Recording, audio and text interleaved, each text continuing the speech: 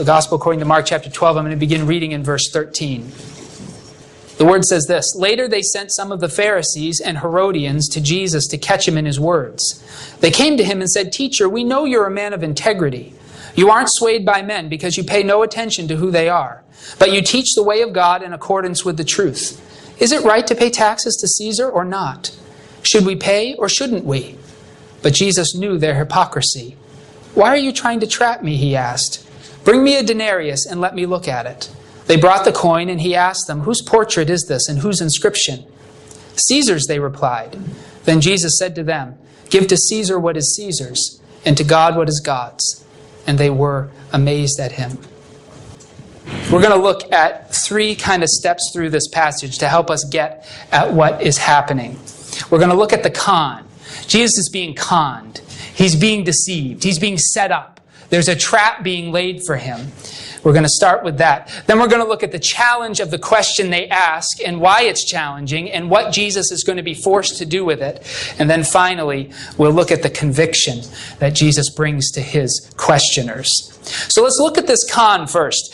We're told that they sent some Pharisees and Herodians. Who are they? Well, we have to go just a little bit back in the context. If you were here last week, you may remember. But Jesus was being questioned. You can see this beginning in verse 27 of chapter 11. He's being questioned in the temple courts by chief priests and teachers of the law and elders of the people of Israel. And so we're told at the end that they want to kill him. And this is one of the first steps they take in order to get the things into motion necessary to get Jesus dead. And this question is going to be it. So we have two groups that are sent, the Pharisees and the Herodians. And they came to catch Jesus in his words, we're told. Now, in AD 6, so 6 AD, we're probably here in the life of Jesus, if this is the last year of his life, which we presume it is, 33 AD. So we're talking, what, can I do math? 27 years previous to this. The Romans had been requiring the Jewish people since AD 6 to pay an annual tribute. And it had to be paid in the emperor's silver coinage. Now, we don't know who the Herodians were. There's no historical evidence as to that group. But King Herod was the one the Romans had put in charge of this area of the Roman Empire, and King Herod was tasked with collecting the tribute. So we can only imagine that Herodians are those who supported or worked with or helped King Herod. That's an assumption, but it's a good one. So we don't know who the Herodians were, but their name implies that they had a stake in collecting the annual tribute. So whoever sent these folks to Jesus made sure they were there when the question was asked. The Pharisees, as a more conservative and nationalistic group within Judaism, would have likely opposed the tribute to varying degrees. Some of them probably thought it to be idolatrous even to have the coins. Others were probably against paying tribute out of some idea of piety or faithfulness to God. And there were some who were extreme, they were called zealots, who refused to pay the tribute at all. So this is a huge watershed issue in the day of Jesus. If he supported that annual tribute, the Pharisees would have used it against him to tell the people that he was a Roman collaborator. If he had stood against the annual tribute, the Herodians who were there would have most certainly reported that to King Herod or perhaps to the Romans directly. And that would have made Jesus a traitor to the Roman Empire and would have put him at risk for the charge of treason. And they butter him up along those lines. Did you catch that phrase?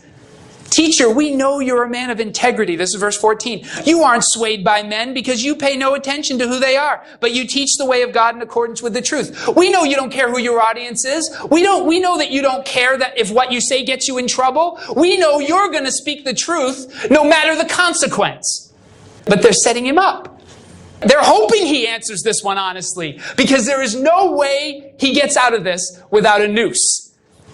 You see, the con is that Jesus' answer should have been able to have been used against him no matter what it was. There was no answer that he could have escaped unscathed with unless he avoided the question altogether. At least that's what they thought. So that's the con. And here's the challenge. Here's the question. Verse 14, is it right to pay taxes to Caesar or not? Now we know something's up right away because they want a yes-no answer. And anytime somebody wants a yes-no answer, they're not very interested in the why. But despite the trap and the way this question is framed, it is a legitimate question and a serious issue in Jesus' day, and one that was theologically and religiously loaded. Not only did the tribute represent Roman oppression for many Jewish people, it was also inscribed with the claim that Augustus Caesar, the present Caesar in Jesus' day was Tiberius Caesar. The coin said that Augustus, his father, was divine. He's called Divine Augustus, so he is goddish. And therefore, Tiberius, his son, would then be semi-divine.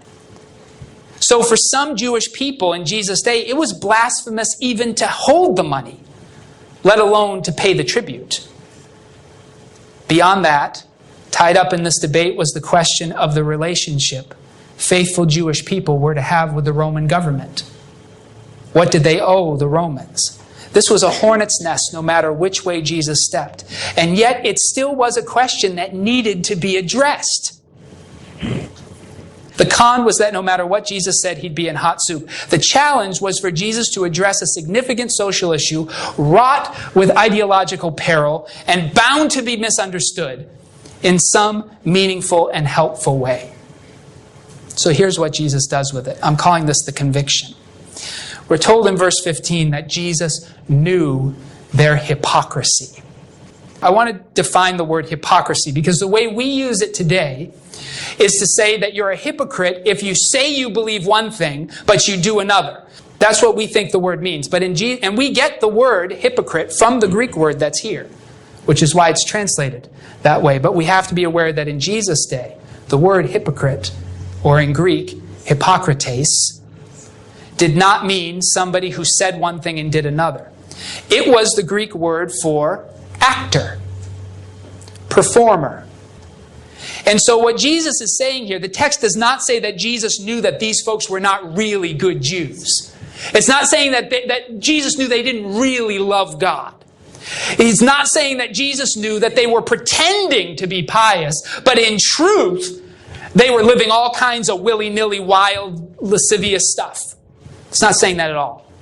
The text is saying that Jesus knew they were putting on a show, that the question was a performance, that they were not interested in his response. Jesus recognized that their question was insincere because they don't want to know why he thinks what he thinks. They don't want to hear his reasoning or his argumentation. They just want yes, no. And they need it to be yes, no because their intention is to crucify him with it. So Jesus realizes the way the question is phrased, the way they come to him, the groups that are there, this is obviously a setup. So you'd think that he would just kind of bow out. But Jesus' response to my reading, it's not evasive at all. He doesn't avoid the issue.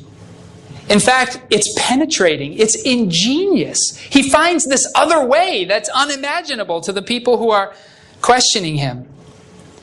And he begins by asking for a coin, which is a great moment because it means he wasn't carrying one.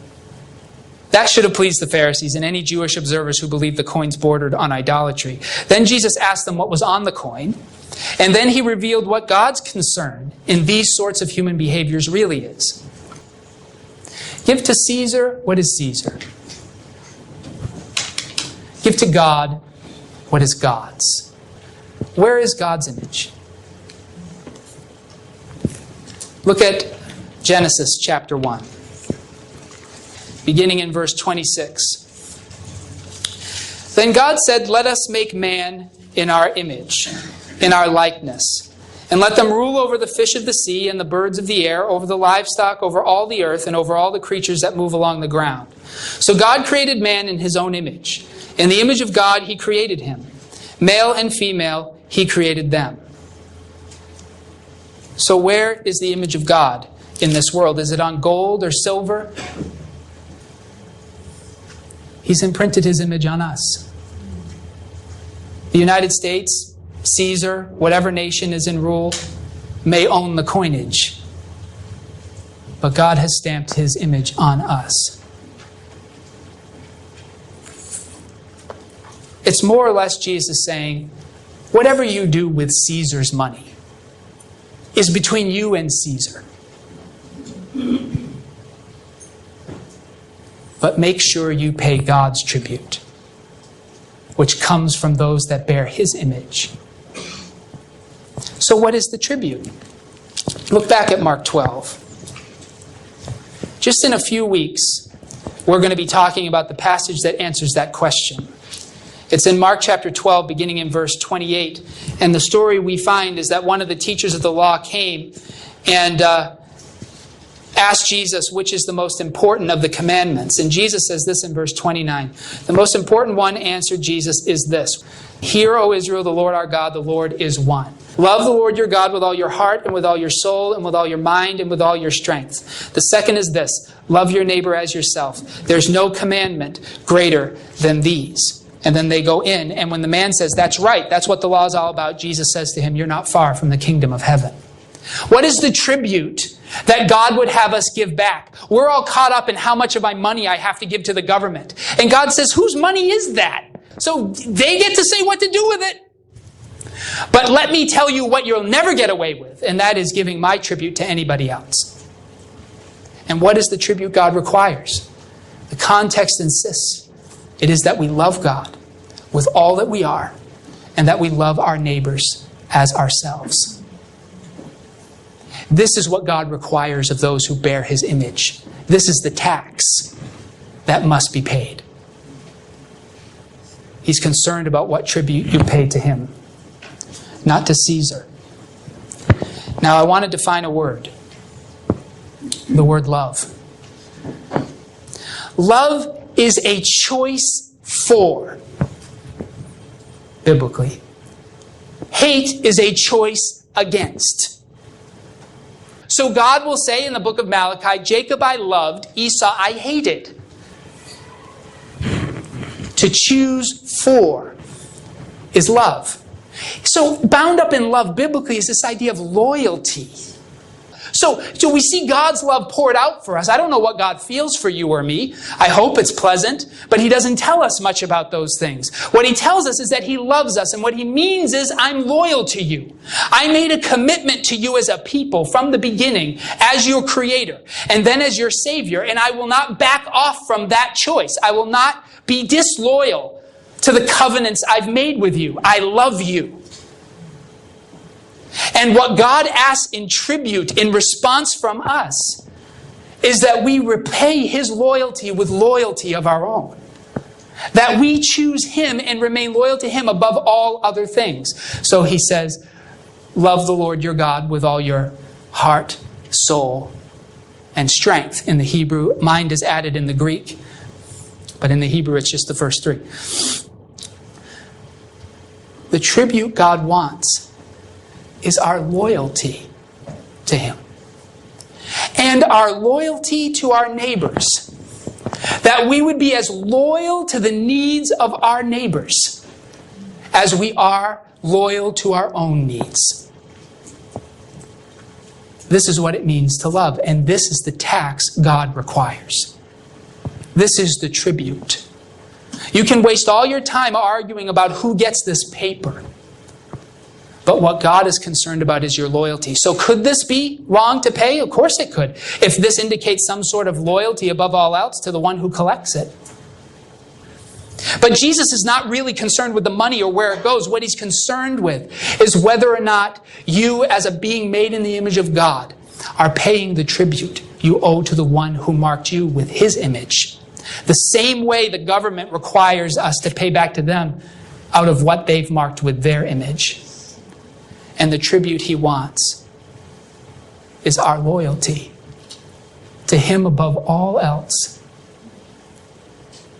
We can pay Caesar's tribute, but we cannot say Caesar is Lord. And that's what the early church did. They said Jesus, not Caesar, is Lord. Here are three applications quickly that I think come from this passage. First, the only tribute that concerns God is the one that would require us to withhold from him the tribute we owe. Anything that would prevent us from showing God the loyalty of loving him with all of our heart and soul and strength, any decision we would make that would put our loyalty to ourselves above and against the loyalty we have to those who are our neighbors, who are in need, anything like that is a tribute that concerns God, it becomes idolatrous. Second, yes/no questions typically have no interest in understanding. If we're as loyal to the people with whom we disagree as we are to our own beliefs, we will be as interested in their explanations and provide as much time to hear them as we would give ourselves permission to speak on our own behalf about our own opinions. Third, God does not desire to serve as an excuse to justify anything we simply don't want to do. They didn't want to pay the tax, so they looked for a religious reason not to, and they put God on the hook for their decision. Jesus takes the whole thing away.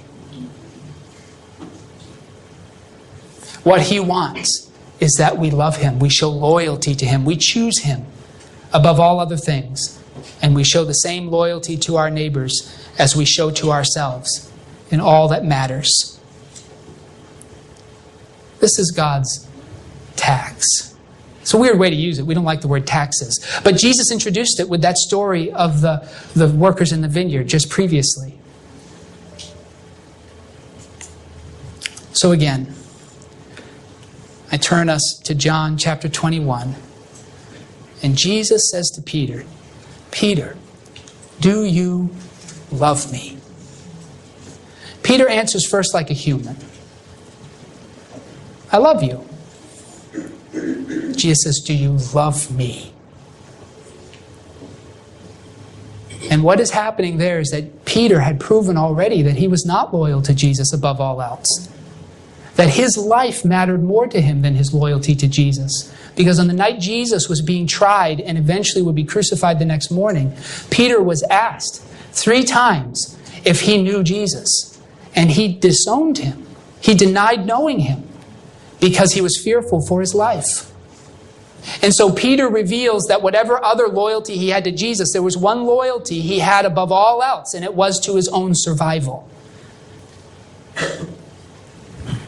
And Jesus, by asking Peter 3 times to confess his love, the same way he had denied Jesus 3 times, tells us, more or less, all who would follow him, your loyalty must be to me above all else, even your own survival. If we were to ask Jesus that question, what would you have me do? He would say, I would have you die, rather than break faith with me. Do you love him? He doesn't need your longing. He needs your loyalty. And this is what it means to follow Jesus.